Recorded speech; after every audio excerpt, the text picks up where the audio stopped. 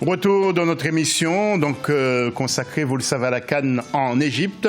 Et au sommaire, regardez, des rencontres interdites pour les cardiaques ce jeudi 27 juin. Et à l'affiche, il y a Madagascar-Burundi, le choc Sénégal-Algérie et Kenya contre la Tanzanie. Et puis les à côté de cette CAN, nous parlerons aussi des équipementiers qui sont très nombreux du côté de l'Égypte. Parmi nos invités, vous avez vu en première partie Anthony Muyungi, qui est journaliste sportif, il est du Congo-Brazzaville. Et puis à ses côtés, nous avons rejoint M. Go, qui est supporter de Madagascar, mais vous n'êtes pas que supporter, vous êtes aussi journaliste et vous intervenez sur une radio tous les jours, tous les matins, quasiment. Oui, je salue les téléspectateurs d'ailleurs. Je suis chroniqueur plutôt, journaliste, parce que je ne fais pas des reportages, mais je parle du foot, j'aime le foot. Si c'est l'amour pour le foot qui s'est transformé sur le terrain, je serai au Barça. Voilà, c'est une certaine philosophie de l'amour du foot. Donc je viens en France, mais je suis de très près à la Coupe d'Afrique. Et les chroniques sont consacrées seulement au sport ou aussi à la politique? Les chroniques, c'est une matinale qui est sur une radio qui s'appelle RDJ, que je salue d'ailleurs, parce que je leur ai signalé de regarder le direct, parce que je les représente un peu quand même. Donc c'est un morning le matin qui parle de tout ce qui est social et surtout du sport, un peu de politique, des fois beaucoup de politique. Mais c'est pour réveiller les gens et parler de toute l'actualité d'une façon très humoristique. Oui. Alors, votre prédécesseur, qui est malgache, avait un maillot rouge. Et vous avez un vert, c'est pour voir. Non, mais c'est la couleur, c'est couleur de Madagascar. Le drapeau, c'est rouge et vert et blanc. Donc, tout ce qui est dans ces trois couleurs, c'est les maillots. Et là, c'est le maillot que l'équipe a porté pendant les éliminatoires. Et maintenant, comme vous l'aviez dit tout à l'heure aussi, les équipementiers sont venus et il y a le maillot de FA qui est le maillot officiel. Et une toute dernière question avant d'enchaîner. Vous ne dormez pas beaucoup en ce moment? En ce moment, oui. Déjà, après les éliminatoires où on était qualifiés, on était sur le qui-vive tout le temps. Et puis c'est le bonheur total, tout le temps. Et maintenant que Madagascar est en Égypte pour jouer, et il y a l'hymne national, j'avais les larmes aux yeux. Et puis c'est tout le bonheur. Tout le bonheur. On en parle pendant cette émission. Les invités, vous les avez vus, interactivité, n'oubliez pas de nous faire part de vos pronostics tous les jours et de nous faire des critiques sur les matchs, vos observations, vos analyses aussi personnelles sur Facebook Africa24 TV, sur le Twitter avec l'hashtag Africa24. Nous attendons vos nombreuses interventions.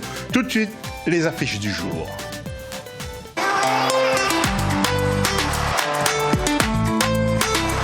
Et en groupe B, avec ce second match, justement ce jeudi 27 entre Madagascar et Burundi, match important pour les Malgaches à 16h30, présentation avec la rédaction.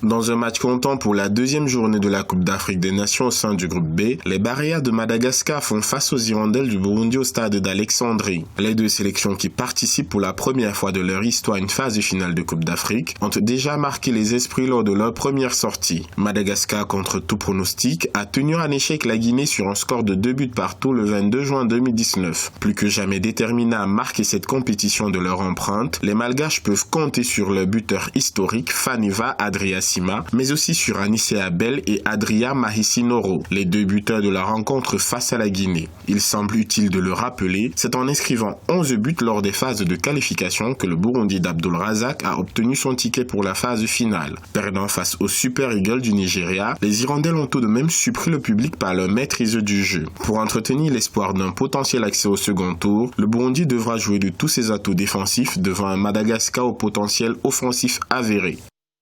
Voilà, c'était signé Paul-Marcel Mayagui. Nous jetons un œil sur le tableau avec ce groupe B où le Nigeria, on vous l'a dit, a battu la Guinée 1-0. Ce jeudi 16h30, il sera à 14h30 GMT, Madagascar, Burundi. Et vous le voyez sur le classement, Nigeria est seul en tête. Si Madagascar gagne, Madagascar donc va prendre 3 points supplémentaires et sera 4, deuxième. Et Guinée restera 3e et Burundi restera à la 4e place. Alors, Monsieur Go, comment sentez-vous ce match Madagascar-Burundi? Je pense que je prends la place des deux équipes. Ils ont intérêt donc à donner le maximum. Il y a un petit calcul à faire déjà avec la victoire du Nigeria face au Guinée hier. Ouais, à la Guinée. Ça fait 6 points déjà pour le Nigeria. Quelques secondes pour le calcul et puis après je pense que l'équipe de Madagascar va tout donner. Déjà qu'on sait que le potentiel des joueurs, ils ont des matchs dans les jambes quand même pendant leur saison en club. Et puis pour la préparation, la grande surprise, c'est que au niveau du collectif, au niveau de l'attaque et au niveau de la position de la défense de Madagascar, c'était la surprise. Ouais. Et même pour les spectateurs malgaches, parce que pendant les matchs de préparation, les matchs amicaux, ils ont montré déjà quelques potentiels, même avec des défaites avec le Kenya et puis face aux autres équipes pour la préparation. Alors, Anthony Muyungi, vous trouvez qu'ils sont très euphoriques, les Malgaches, ils sont déterminés. Les supporters sont comme les joueurs. Hein, oui, je comprends tout à fait leur euphorie. Ça fait toujours plaisir la première fois de jouer une grande compétition, mais pour que cette première soit une première réussite qui va rester non seulement dans les mémoires, il ne faudrait pas qu'on retienne juste que Madagascar a joué sa première Coupe d'Afrique des Nations en 2019. Il faudrait qu'on dise que lors de sa première édition, Madagascar, à sa première participation, Madagascar a fait un bon parcours.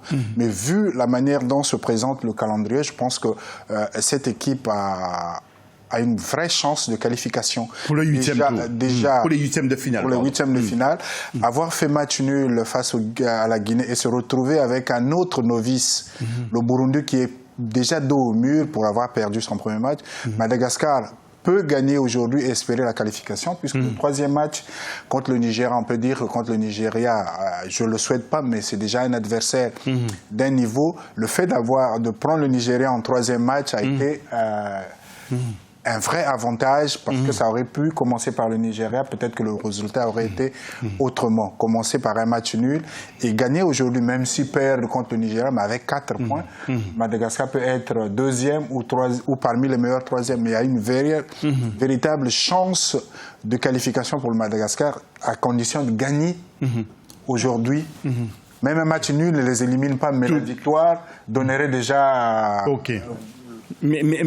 pour les qualifications. Merci Anthony. Et puis je tenais aussi à remercier nos amis de la régie, notamment Ousenou et Loris, de nous avoir envoyé des tableaux pendant que vous parliez. Ça nous situe un peu sur le classement. Merci messieurs. Alors une autre affiche ce jeudi 27, il s'agit du choc entre le Sénégal et l'Algérie en groupe C. Ces deux équipes sont à égalité de points. Voyons comment les choses se présentent avec Paul-Marcel Mayagui. Sénégal-Algérie, un duel du titan à l'affiche de la deuxième journée de la poule C. Les deux favoris de cette poule n'ont pas manqué leur entrée dans la compétition. Les Lions de la Teranga se sont imposés face à la Tanzanie 2-0, pendant que les Fennecs sont venus à bout du Kenya 2-0. Égalité parfaite entre les deux sélections qui s'affrontent ce 27 juin 2019 dans un match qui pourrait les départager à la tête du groupe C. Avec 14 participations à son actif, le Sénégal est toujours en quête du premier sacre continental. Pour leur sortie face à l'Algérie, les Lions de la Teranga pourront compter sur le retour de Sadio Mané, qui était suspendu lors du match contre la Tanzanie. Habitué de la compétition avec 18 participations à un trophée, l'Algérie est une équipe à suivre durant cette édition de la Coupe d'Afrique des Nations. Face au Sénégal, les Fennecs auront à cœur de prouver qu'ils peuvent aller loin dans cette compétition. Notons que dans leur histoire commune, le Sénégal et l'Algérie ont déjà eu 5 confrontations, pour 3 victoires en faveur de l'Algérie, un résultat nul et une victoire pour le Sénégal. Et une autre rencontre en groupe C, il s'agit de Kenya-Tanzanie, qui sont en quelque sorte les outsiders de ce groupe et n'ont pas encore été éliminés. Pour vous présenter ce match, eh bien, nous allons retrouver une nouvelle fois Paul-Marcel Mayagui. Battus lors de leur première sortie, la Tanzanie et le Kenya s'affrontent ce 27 juin 2019. Une rencontre décisive pour les deux équipes car le perdant pourrait être prématurément éliminé de la compétition. C'est donc une rencontre de tous les enjeux pour les deux équipes car les Taifa Stars de la Tanzanie tout comme les Harambee Stars du Kenya doivent batailler dur pour une éventuelle qualification au 8e de finale. Avec 6 participations à leur actif, les Harambee Stars du Kenya qui sont déshabitués aux compétitions internationales africaines espèrent remporter le ticket des 8e de finale devant les Taifa Stars de la Tanzanie qui, eux, renouent avec la Coupe d'Afrique des Nations 40 ans plus tard. Avec 2 participations à leur actif, les Taifa Stars de la Tanzanie devront user de toutes les stratégies pour remporter le match. Précisons que la Tanzanie et le Kenya se rencontreront pour la 3e fois de leur histoire. Et je tenais encore à remercier tous nos journalistes qui sont mobilisés pour cette CAN sur le continent africain, nos bureaux en particulier à Yaoundé et à Dakar. Nous allons voir le tableau justement de ce groupe C avec les affiches. Ce 27 juin à 19h, il sera 17h GMT, Sénégal-Algérie.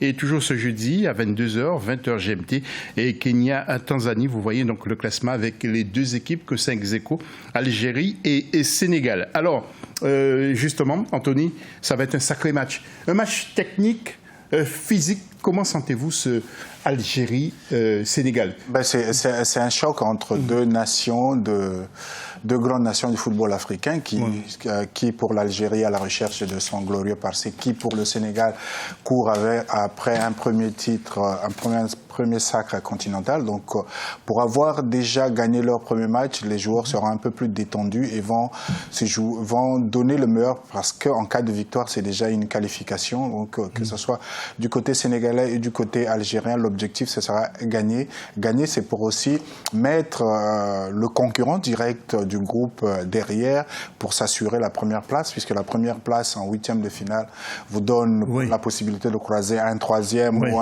un deuxième. D'éviter un autre grand. Donc c'est aussi l'heure de calcul, mais je pense que sur le terrain, Sénégalais et Algériens ne vont pas calculer, ils vont tous se donner pour gagner. Et l'Algérie a aussi une revanche à donner à son public pour avoir été éliminé dès le premier tour lors de la dernière Coupe d'Afrique des Nations. Donc l'Algérie a averti qu'avoir des grands joueurs sur papier ne suffit pas, c'est sur le terrain. Et lors du premier match, je crois que les Algériens ont compris la leçon qu'il fallait jouer les matchs au moment où il fallait les jouer, mais pas avant. Voilà. Alors, Monsieur Go, le but de Madagascar, c'est essayer d'être au même niveau que ces nations, par exemple le Sénégal, l'Algérie, le Maroc. Les ambitions, c'est quoi à long terme? En tout cas, le foot moderne, comme on dit, il y a plus de petites équipes. Et puis déjà, le Sénégal, on connaît parce que c'est l'équipe qui était dans notre groupe d'éliminatoire. Et on a fait un match nul 2-2 avec le Sénégal dans notre stade à Madagascar. Et c'est à partir de ce moment-là que vous avez commencé à surprendre. À commencer à se rendre compte qu'on a un potentiel quand même, sauf qu'on n'a jamais été à la Coupe d'Afrique. Cette fois-ci, donc, on est sous les feux des projecteurs. Mais c'est pas cause, c'est le fait aussi que vous ayez des joueurs qui voyagent maintenant. Voilà. Ce ne sont pas que des joueurs locaux. Oui, justement. Il y a des joueurs il y a toujours une certaine polémique par rapport à la sélection, et d'ailleurs toute sélection dans le monde a cette polémique-là, de prendre ceux qui ont des capacités à affronter une Coupe d'Afrique. Moi, je suis pour la sélection d'aujourd'hui. Parce que c'est bien, parce qu'il y a les tchans qui se passent avec les joueurs locaux, mais comme on a déjà croisé un peu tout le monde là, comme vous l'avez dit, l'Algérie et le Sénégal, ils ont une histoire et une réputation à défendre. Mais nous, on a une réputation à se faire. Déjà, quand on parle de Métanir, quand on parle de Fanev, quand on parle de Anissé, c'est des joueurs qui jouent dans des grands clubs. Et puis il y a autre chose aussi, il y a des joueurs, des originaires de Madagascar, ceux qui vivent à La Réunion, qui ont rejoint justement, et ça je trouve ça bien. Certains Réunionnais comme Morel par exemple. C'est très bien parce que je me rends compte aujourd'hui que le football au niveau de Madagascar, et d'ailleurs la Côte d'Ivoire a vécu cette chose aussi, c'est unificateur. Le football maintenant. Tout le monde, quand on voit toutes les régions de Madagascar qui vivent ça au même tempo, et puis quand on voit Morel, quand on voit Montbrice, quand on voit Fontaine, les gens commencent donc avec les discussions à accepter que Madagascar s'ouvre. Merci, merci Monsieur Go. Et justement, du côté du Sénégal, nous retrouvons des joueurs de qualité comme Koulibaly qui assure en défense, Yassar, Diatta, Gueye, rien à voir avec Ousseynou Gueye d'Africa 24 ou encore Niang et Sadio Mané, bien sûr. Une redoutable équipe du Sénégal. Justement, c'est notre zoom d'aujourd'hui sur le Sénégal. Regardez. Présenté une nouvelle fois comme l'un des favoris de la compétition, le Sénégal tentera de soulever son premier trophée en Égypte. Les Lions pourront encore compter sur un effectif assez relevé, composé des meilleurs joueurs évoluant en Europe comme Sadio Mané ou Kalidou Koulibaly. Le meilleur parcours du Sénégal en Coupe d'Afrique des Nations remonte à 2002 où les coéquipiers d'El Hadji Diouf avaient réussi à arriver en finale mais battus au tir au but par le Cameroun. C'est le même adversaire qui empêchera les protégés d'Aliou Cissé de rêver d'un exploit en terre gabonaise à la CAN 2017, encore sur une série de pénaltys. Qualifiés pour la deuxième fois en Coupe du Monde en 2018, le Sénégal quitte la compétition à égalité parfaite avec le Japon, mais sanctionné par le nombre de cartons récoltés. En éliminatoire de la CAN 2019, le Sénégal affiche le meilleur résultat avec 16 points obtenus dans le groupe A à 6 points devant Madagascar. La tâche s'annonce aisée pour les Sénégalais classés dans le groupe C en compagnie de l'Algérie, du Kenya et de la Tanzanie lors de la prochaine Coupe d'Afrique des Nations. Oui, Anthony, un petit détail. Il faudrait que le Sénégal soit constant dans la compétition. C'est ce qui manque, peut-être, exactement. Non? Et tout à l'heure, avec Gold a signifié l'aspect d'intégrer des gens originaires de Madagascar, des Malgaches vivant ailleurs. À La Réunion, oui, qui reviennent. Et le Sénégal aussi profite d'une certaine façon des binationaux qui sont nés en France et formés par des clubs français et qui reviennent... Oui, mais Anthony, excusez-moi, mais la France prend un paquet d'Africains. Je ne récupère un paquet d'Africains. Je ne dis pas.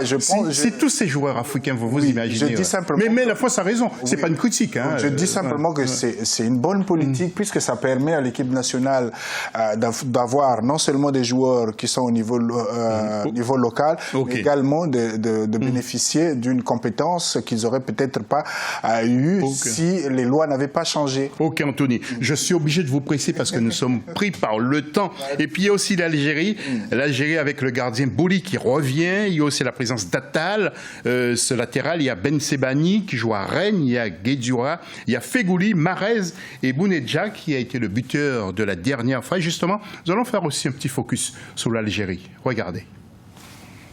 Avec 17 participations à une phase finale de CAN et 4 à la Coupe du monde de football, l'Algérie ne se présente pourtant pas comme un prétendant sérieux au titre de champion d'Afrique 2019, lequel exploit portera à 2 le nombre de ses sacres après celui de 1990. Mais l'objectif actuel de la Fédération algérienne de football est d'atteindre le dernier carré de la compétition. Pas évident vu les résultats obtenus lors des éliminatoires face à la Gambie, le Togo et le Bénin qui lui ont juste permis de se qualifier avec 11 points. La parfaite forme, l'Algérie n'en dispose pas pour cette CAN. Mais comme certaines équipes lors des éliminatoires, les Fennecs peuvent s'illustrer en outsider ou même en favori si le tirage au sort venait à les placer dans un groupe abordable. Du moins, l'Algérie reste la nation arabe la moins forte de cette première CAN à 24 équipes.